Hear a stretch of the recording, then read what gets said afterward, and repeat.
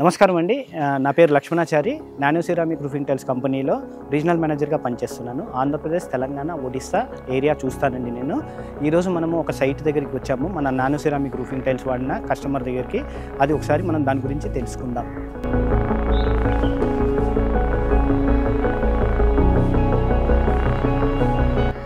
Roofing గురించి మాట్లాడుకున్నప్పుడు ముఖ్యంగా ఆలోచించేది రూఫ్ పైన ఎంత వెయిట్ పడుతుందని ఆలోచిస్తారు.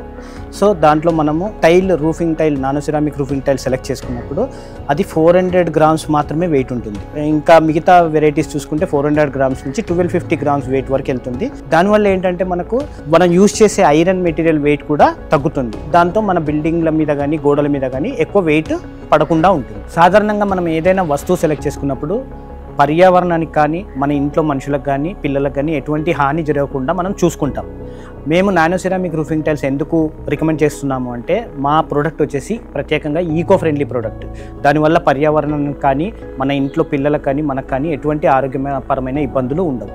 ఇక మనము మరో ప్రత్యేకత గురించి చెప్పుకునేటప్పుడు కామన్గా అందరూ ఎలా ఆలోచిస్తారంటే, ఈ టైల్స్ యూజ్ చేసినప్పుడు మనకు హీట్ ఎలా ఉంటుంది ఇంటి లోపల, అది దాని గురించి ఎక్కువగా ఆలోచిస్తుంటారు.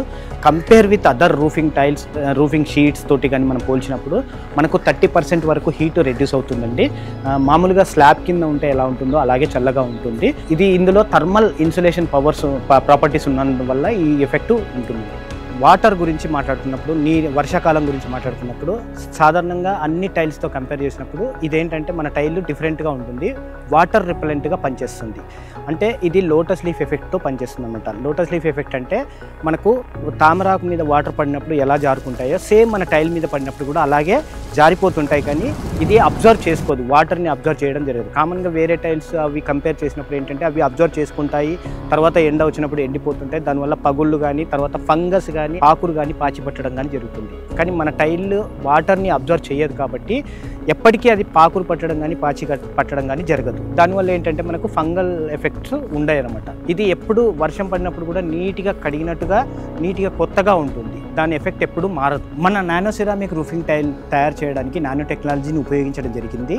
నానో సిరామిక్ పార్టికల్స్ మరియు కొన్ని ఇతర రకాల మినరల్స్ వాడి ఈ టైల్ని రూపొందించడం జరిగింది. అందుకే ఈ టైల్ చాలా లైట్ వెయిట్గా ఉంటుంది అండ్ స్ట్రాంగ్గా ఉంటుంది. గాలి వానలు తుఫాన్లు వచ్చినప్పుడు ఇవి ఏ విధంగా తట్టుకోగలుగుతావు అనేది మనము ఆలోచిస్తుంటాం.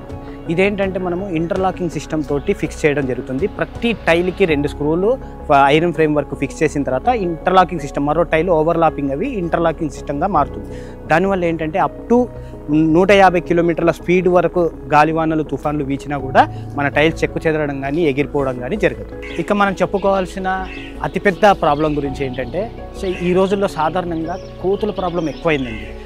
కామన్గా అటవీ ప్రాంతాల్లో కానీ రూరల్ ఏరియాల్లో అంటే పల్లెటూర్లలో కానీ విలేజ్లో కానీ ఇల్లు కట్టుకున్నప్పుడు కోతులు ఏంటంటే ఎంతటి బరువు ఉన్న టైల్ అయినా అది తీసి ఈజీగా పడేస్తాయి, కిందికి పడేస్తాయి. తీసి పడేయడం ఈజీ వాటికి. కానీ మన నానో సిరామిక్ రూఫింగ్ టైల్ ఏంటంటే ఇంటర్లాకింగ్ సిస్టమ్తో ఉండడం వల్ల ఆ కోతులకు తీయడం అస్సలు వీలు కాదు.